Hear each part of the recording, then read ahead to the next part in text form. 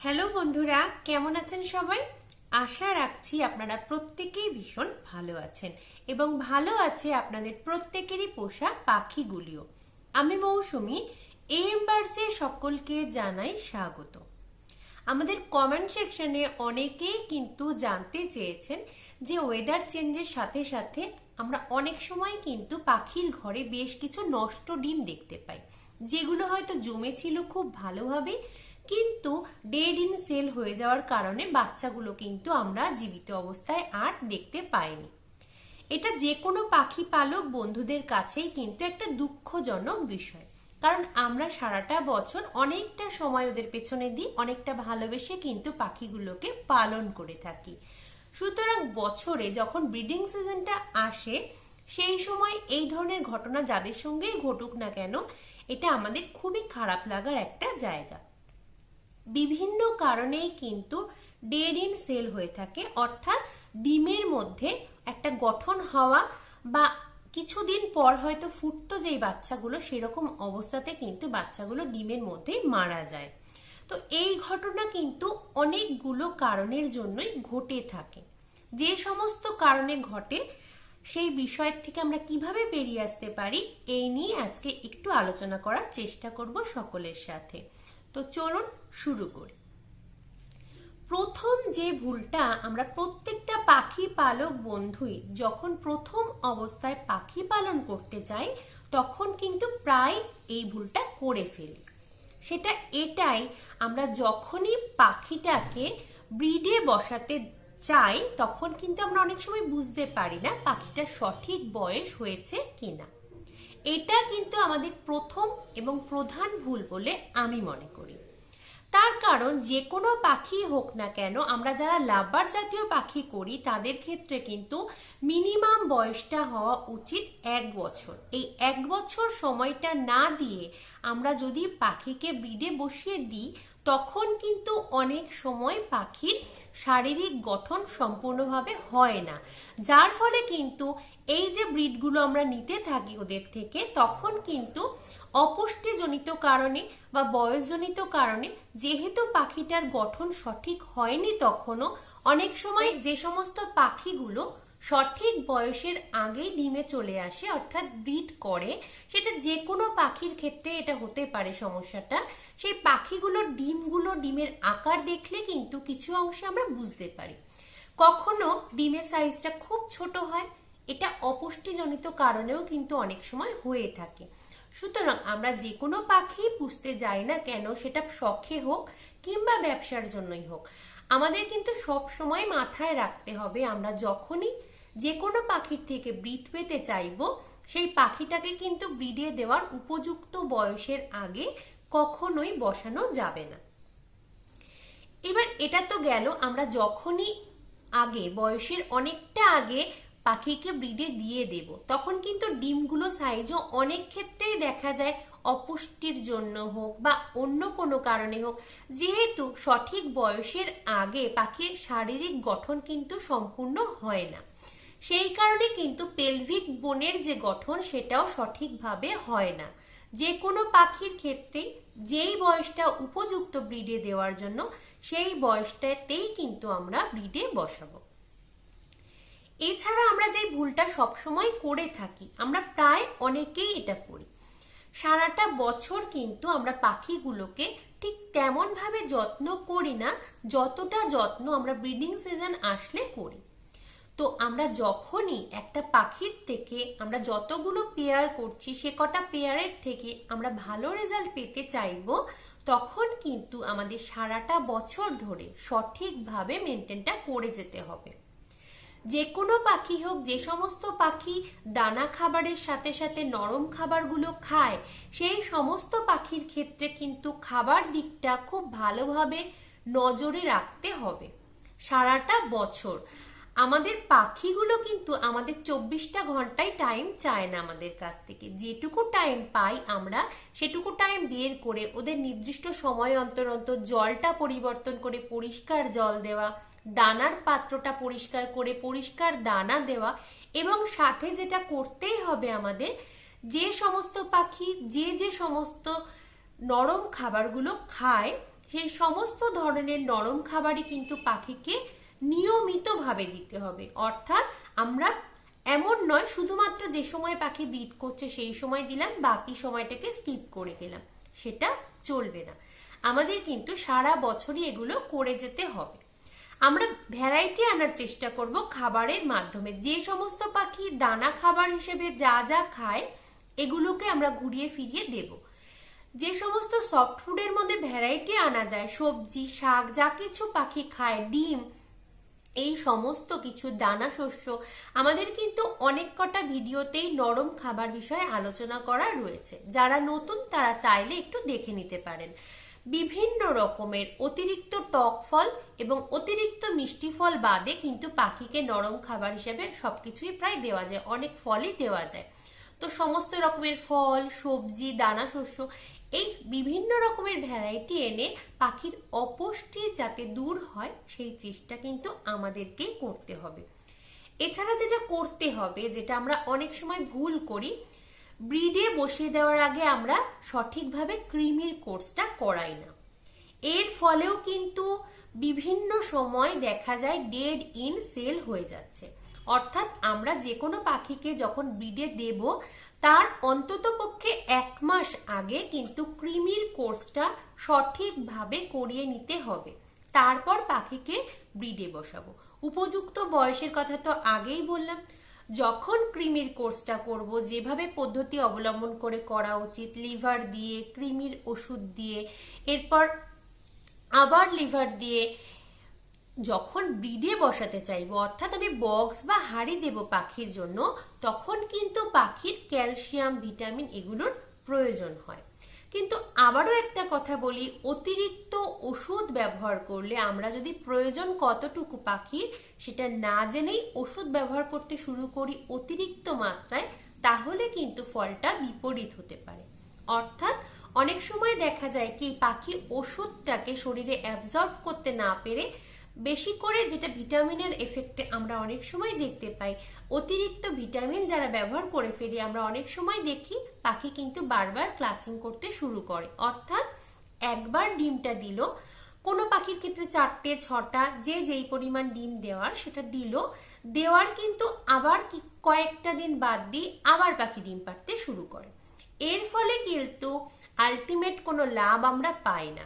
তার কারণ প্রথম যে কটা ডিম দিয়েছিল হয়তো প্রত্যেক কটা ফার্টাইল ছিল এবং জমেও ছিল, কিন্তু পরবর্তী সময় ডিম দেওয়ার জন্য পাখি প্রথমের যে ডিমগুলোতে দীর্ঘ সময় ধরে ওম দিচ্ছিল সেটাকে ছেড়ে দেয়। এর ফলে প্রথমের ডিমগুলো কিন্তু অনেক সময় দেখা যায় নষ্ট হয়ে যেতে। এছাড়া আরেকটা জিনিস তো অবশ্যই ঘটে, সেটা হচ্ছে বারবার ক্লাচ করার ফলে কিন্তু, খুব ঘন ঘন ডিম দেওয়ার ফলে কিন্তু পাখির হেলথ ধীরে ধীরে নষ্ট হতে শুরু করে। তো এদিকটা লক্ষ্য কিন্তু আমাদের রাখতে হবে। তবুও অপুষ্টির ঘাটতি আমরা যখনই চেষ্টা করব খাবার দাবারের মধ্যে দিয়ে মেকআপ করার, কিন্তু সেটা যদি সম্ভব না হয়, আমাদের যেগুলো ইউজ করা যেতে পারে বা ব্রিডিং সিজনে আমরা যেগুলো ইউজ করতে বাধ্য, অর্থাৎ কিছু সময় যখন আমরা হাড়ি দিচ্ছি, বক্স দিচ্ছি, তার আগে দিয়ে আমাদের কিন্তু ক্যালসিয়াম, ভিটামিন এগুলো প্রয়োজন হয়ে পড়ে। তো দেখিয়ে দিই আমরা কোনগুলো ব্যবহার করে থাকি। ক্যাডিসল ডিসি, এটা আমি এর আগেও কিন্তু অনেক কটা ভিডিওতেই দেখিয়ে দিয়েছিলাম। ক্যাডিসল ডিসি এই মেডিসিনটা কিন্তু ব্যবহার করা যায় ক্যালসিয়ামের জন্য। যখন পাখি ডিম দেবে তখন তো ক্যালসিয়ামের অবশ্যই দরকার হয়। ভাইমেরাল যেটা, এটা কিন্তু মাল্টিভিটামিন, এটাও কিন্তু ব্যবহার করা যায় ভিটামিনের জন্য। ডোজগুলো কিন্তু এর আগেই অনেক কটা ভিডিওতে আমি বলেই দিয়েছি, তবুও বলে দিই। যখন আমরা ক্যালসিয়াম ইউজ করব তখন কিন্তু পার লিটার জলে আমরা ব্যবহার করব ক্যালসিয়ামটা 5 ml, এবং যখন ভিটামিন ব্যবহার করব তখন 2 থেকে 2.5 ml ভিটামিন কিন্তু আমরা পাখির জন্য ব্যবহার করতে পারি। আরেকটা জিনিস আমরা ব্যবহার করতে পারি, সেটা হচ্ছে ক্যালসি প্লাস। ক্যালসি প্লাস কিন্তু ভিটামিন এবং ক্যালসিয়াম দুটোর ক্ষেত্রেই ব্যবহার করা যায় এই একটা ওষুধ, এটাও ভালো কাজ করে। তো এগুলো দেখিয়ে দিলাম। আমরা প্রথমেই কিন্তু মেডিসিন দিয়ে পাখির হেলথ ঠিক রাখার চেষ্টা করব না। প্রথমে চেষ্টা করব আমরা খাবার দাবারের ভ্যারাইটি এনে পাখিকে আগ্রহ জাগাতে, যাতে করে পাখিটা স্বেচ্ছায় খাবারগুলো খায়। বিভিন্ন রকমের খাবার খেলে কিন্তু পুষ্টিটা আপনিই পাবে সে। এর সাথে সাথে যখন ব্রিড করানোর টাইম আসবে, বক্স বা হাড়ি আমরা দিয়ে দিচ্ছি পাখিকে, সেই সময়ে কিন্তু এই ওষুধগুলো আমাদের প্রয়োজন হয়ে পড়ে। মেডিসিন ব্যবহারের ক্ষেত্রে আরো একটা কথা বলে রাখার দরকার, ক্যালসিয়াম বেশি হলে কোনো সাইড এফেক্ট হয় কিনা সেটা আমার সঠিক জানা নেই, কিন্তু ভিটামিন যখনই বেশি হবে তখন, যেটা আগেই বললাম, যে বারবার করে পাখি ডিম দেওয়ার একটা প্রবণতা তৈরি হয়ে যাবে। সুতরাং ওষুধটা আমার পাখির ঠিক কতটুকু প্রয়োজন সেটুকু বুঝেই কিন্তু আমাকে ব্যবহার করতে হবে ওষুধগুলো। এবার আরো একটা কথা বলে রাখি, বেশিরভাগ পাখির ক্ষেত্রে আমরা যখনই পেয়ারিং গুলো করব তখন কিন্তু চেষ্টা করতে হবে আমাদেরকে একই মা বাবার সন্তান অর্থাৎ ভাই বোনের মধ্যে পেয়ারিং গুলো কখনোই না করার।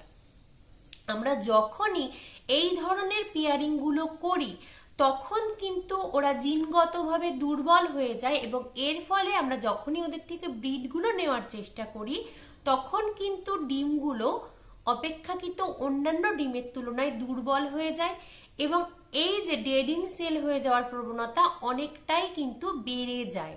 আমাদের যে কোনো পাখি হোক না কেন, বিশেষত লাভবার্ডের মতো পাখি কিন্তু কখনোই আমাদেরকে এরকম পেয়ারিং করা যাবেই না। অর্থাৎ সেম ব্লাডের মধ্যে আমরা যদি পেয়ারিং করি তার থেকেও কিন্তু আমরা যে বাচ্চাগুলো পাবো অনেক সময় কিন্তু ডিমের মধ্যে ডেড ইন সেল হয়ে যাওয়ার একটা প্রবণতা তৈরি হয়ে যাবে। অর্থাৎ আমাদের পেয়ারিং গুলোর ক্ষেত্রে মাথায় রাখতে হবে যেন ব্লাড রিলেশনের মধ্যে পেয়ারিংটা না হয়। অনেকগুলো কারণের মধ্যে ওয়েদারকেও কিন্তু দায়ী করা হয় এই যে ডেড ইন সেল এর জন্য। ওয়েদারটা অনেক সময় হঠাৎ খুব গরম রয়েছে, হঠাৎ করে বৃষ্টি এলো, কিছু সময় হঠাৎ ঠান্ডা। এই যে ওয়েদারটা হঠাৎ হঠাৎ ওয়েদার চেঞ্জের সময় অনেক সময় কিন্তু এটা দেখা যায় যে জমা ডিমগুলো হয়তো 2-1 দিনের মধ্যে ফুটতো, আমরা ছোট্ট ছোট্ট বাচ্চার মুখ দেখতে পেতাম, ঠিক সেই সময় গিয়ে ওয়েদারটা চেঞ্জের জন্য ডেড ইন সেল হয়ে গেল। তো পাখি নিজে থেকে এগুলোকে কন্ট্রোল করে নেওয়ার চেষ্টা করে। আমরা অনেক সময় কিন্তু দেখতে পাই শীত হোক কিংবা গ্রীষ্ম কিংবা বর্ষা, যে কোনো ওয়েদারে পাখিকে আমরা যখনই নতুন জলের পাত্রে জল দিচ্ছি পাখি স্নান করছে। অনেক সময় যখন ঘরে ডিম থাকে, সেটা বক্স ব্যবহার করি কিংবা হাঁড়ি, যখন ডিম থাকে পাখির প্যারেন্টস দেখা যায় যে গাটা ভিজিয়ে গিয়ে ঘরের মধ্যে যেখানে ডিমটা রয়েছে অর্থাৎ বক্স বা হাঁড়ি তার মধ্যে গিয়ে টেম্পারেচারটাকে কন্ট্রোল করছে। এটাতেও কিন্তু অনেকটাই হিউমিডিটি কন্ট্রোল হয়ে যায়। আমাদের পশ্চিমবঙ্গে যেরকম ওয়েদার, এই মুহূর্তে দাঁড়িয়ে কিন্তু কখনো ঠান্ডা, কখনো হঠাৎ করে একটু গরম, কখনো বা ঠান্ডার মধ্যেই বৃষ্টি, এগুলো চলতেই থাকে। সুতরাং এগুলো নিয়ে না ঘাবড়িয়ে আমি যে প্রথম পয়েন্ট থেকে এখন অবধি যা যা বললাম, অর্থাৎ কম বয়সে ব্রিডে আমরা দেব না, এবং যেটা সবচেয়ে বেশি মাথায় রাখবো সেম ব্লাড রিলেশনের মধ্যে যেন পেয়ারিংটা না হয়। পাখির খাবার দাবারের পুষ্টিগত দিকটা নিয়ে আমরা কিন্তু সব সময় জোর দেব। অর্থাৎ পাখি যদি ভেতর থেকে পুষ্টিগুলো পেয়ে থাকে, খাবার দাবারের মধ্যে দিয়ে আমরা সবকিছু দিতে পারি পাখিকে বসাই, অর্থাৎ যা মেডিসিন যখন দরকার সেটুকু দিয়ে পাখিকে ব্রিডে বসাই, তাহলে কিন্তু এই সমস্যার থেকে আমরা অনেকটাই মুক্তি পেয়ে যাই। আমি তো বললাম সফট ফুডের কথা, অর্থাৎ আমরা যখনই পাখির পুষ্টির দিকটা দেখতে যাব তখন দানা খাবারের সাথে সাথে আমাকে নরম খাবারটাও দিতেই হবে। কিন্তু আমরা অনেকেই এটা করেই থাকি, আমি বারবার বলেছি এর আগেও, আবারও আজকে একই কথাই বলবো, আমরা যখনই নরম খাবারটা দেব সময় করে, ঠিক সময় করেই কিন্তু অন্তত 2 ঘন্টার মধ্যে আমাদের যে নরম খাবারের পাত্রটা থাকবে সেটাকে সরিয়ে ফেলতে হবে। সেটা যদি আমরা না করি, ওয়েদার চেঞ্জের সময় বিশেষ করে গরমকালে এবং বর্ষাকালে এই সমস্যাটা খুব তাড়াতাড়ি তৈরি হয়ে যাবে। এর থেকে কিন্তু খুব সহজেই ফাঙ্গাল ব্যাকটেরিয়াল ইনফেকশনগুলো তৈরি হওয়ার একটা সম্ভাবনা তৈরি হয়ে যায়। অনেক সময় কি হয়, পাখি যদি বিশেষ কোনো কারণে অসুস্থ হয়ে যায়, সেই ঘরে যদি ডিম থাকেও পাখি নিজে যদি সুস্থ না থাকে, সেই সময় কিভাবে সে ভালোভাবে ডিমে দিতে পারবে? অর্থাৎ অনেক সময় কিন্তু পাখির কোনো রকম অসুস্থতাজনিত কারণেও পাখি মাঝ রাস্তায় ডিমগুলোকে ছেড়ে দেয়। হয়তো দেখা যায় পাখি হাঁড়ি বা বক্সের মধ্যে রয়েছে, কিন্তু পাশে বসে রয়েছে, ডিমের ওপর বসেনি। এই হঠাৎ করে গরম ডিমগুলো ঠান্ডা হয়ে গিয়েও কিন্তু অনেক সময় ডেড ইন সেল হয়ে যাওয়ার একটা সম্ভাবনা তৈরি হয়। আমাদের আরো একটা দিক মাথায় রাখতে হয়, সেটা হচ্ছে আমরা যে বক্স ব্যবহার করছি কিংবা কেউ কেউ হাঁড়ি ব্যবহার করছি, নিচের অংশটা, যেই অংশে পাখি ডিম দিচ্ছে, সেই অংশটা যেন একেবারে ফ্ল্যাট না হয়, সমান না হয়। এটা আমাদের কিন্তু মাথায় রাখতে হবে। খুব ছড়ানো হলে দেখা যায় কি, ডিমগুলো যখন পাখি দিচ্ছে তখন সেটা ছড়িয়ে যাচ্ছে। অনেক সময় আমরা নেস্টিং মেটেরিয়াল যখন হাঁড়ি বা বক্স দিচ্ছি সেই সময় দিয়ে দিই, কিন্তু তার পরবর্তী সময় আর কিন্তু লক্ষ্য রাখি না। পাখি খেলার ছলে অনেক সময় কিন্তু মুখে করে যে সমস্ত নেস্টিং মেটেরিয়াল আমরা দিয়ে দিচ্ছি সেটাকে বাইরে এনে কিছুটা ফেলে দেয়। এর ফলে কি হয়, আমরা যখন বক্স বা হাঁড়ি দিচ্ছি তার মধ্যে যদি নেস্টিং মেটেরিয়াল একেবারেই কমতে শুরু করে, অথবা হাঁড়ি বা বক্সের নিচের অংশটা সমান ধরনের হয়ে যায়, এর ফলে কিন্তু ডিমগুলো আপনা আপনি নষ্ট হয়ে যাওয়ার একটা প্রবণতা তৈরি হয়। সেটা ডেড ইন সেল না হলেও একটা ডিমের সঙ্গে আরো একটা ডিম ঘষা খেয়ে, ধাক্কা খেয়ে অবশ্যই কিন্তু ডিমগুলো নষ্ট হয়ে যাওয়ার একটা প্রবণতা তৈরি হয়ে যায়। তো আমাদের কিন্তু এই দিকগুলো খুব ভালোভাবে মাথায় রাখতে হবে। আর আমরা যারা ট্রে ব্যবহার করি তাদের কিন্তু অন্তত পক্ষে, যদি প্রতিদিন সম্ভব হয় তো প্রতিদিন, যদি সম্ভব নাও হয় অন্তত পক্ষে একদিন গ্যাপে হলেও ট্রেগুলোকে পরিষ্কার করে নিতে হবে। মেঝেটা যেটা থাকে, মেঝেটাও কিন্তু যতটা সম্ভব পরিষ্কার পরিচ্ছন্ন রাখার চেষ্টা করতে হবে। তার কারণ কি, আমাদের যে পাখিগুলোর ডিম, সেগুলোর গায়ে কিন্তু অসংখ্য সূক্ষ্ম ছিদ্র দেখা যায়। যে ছিদ্রগুলো দিয়ে আমাদের ঘরে যদি কোনো রকম ব্যাকটেরিয়া, কোনো রকম ফাঙ্গাল এরকম ইনফেকশন তৈরি হয়ে যায়, তার থেকে কিন্তু এই ডিমগুলো নষ্ট হয়ে যাওয়ার একটা প্রবণতা তৈরি হয়ে যাবে। সুতরাং ট্রে, ঘরের মেঝে এগুলো কিন্তু প্রত্যেক সময় সময় অন্তর পরিষ্কার পরিচ্ছন্ন করে দিতে হবে। আর যেগুলো পরিষ্কার পরিচ্ছন্ন করে দিতে হবে, যেটা আমরা অনেকেই করি না, আমরা অনেকেই কিন্তু একই দানার পাত্রে দানা, একই জলের পাত্রে ওপর থেকে জল দিতে থাকি। এর ফলেও কিন্তু পাখি অসুস্থ হতে পারে, পাখির ডিমগুলো ডেড ইন সেল হয়ে যাওয়ার একটা প্রবণতা তৈরি হয়। সুতরাং আমাদের নির্দিষ্ট সময় অন্তর সময় বের করে পাখির খাবারের পাত্র, জলের পাত্র, মেঝেটা, বক্স, হাঁড়ি এগুলোকে পরিষ্কার করতে হবে।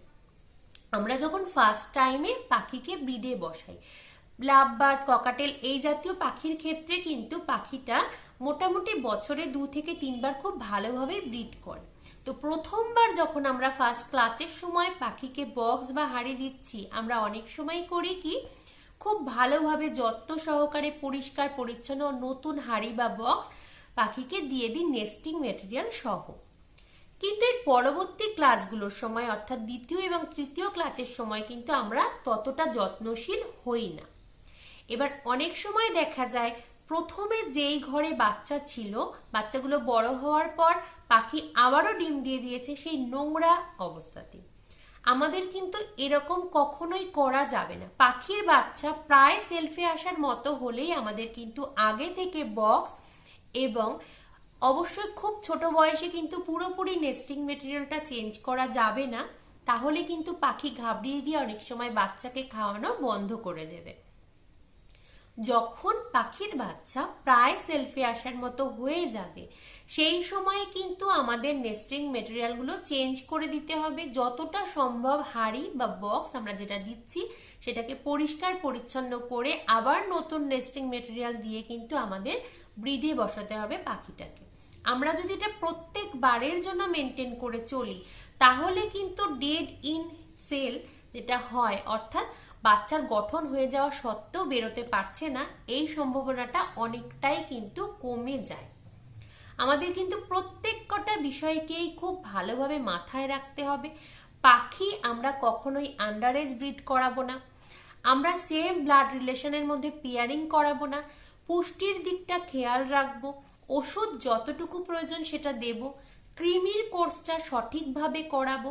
এই সমস্ত দিক আমরা যদি মেনে চলি তাহলে কিন্তু ডেড ইন সেল হয়ে যাওয়ার প্রবণতা অনেকটাই কমে যাবে। কারণ ওয়েদারটা কন্ট্রোল করা আমাদের কারোর হাতেই হয়তোবা নেই। আমার যতটুকু জানা ছিল বন্ধুরা সেটুকু বোঝানোর চেষ্টা করলাম, জানানোর চেষ্টা করলাম, আলোচনা করার চেষ্টা করলাম। আশা করি আজকের ভিডিওটা সকলেরই খুব ভালো লাগবে। তো কেমন লাগলো জানাবেন, আরো কি কি বিষয় আপনারা জানতে আগ্রহী সেই বিষয়গুলো অবশ্যই কিন্তু কমেন্ট করে জানাতে ভুলবেন না। তো চলুন আজকের মতো ভিডিওটা এখানেই শেষ করছি। সকলে ভালো থাকবেন এবং সাথে থাকবেন এএম বার্সেল। ধন্যবাদ।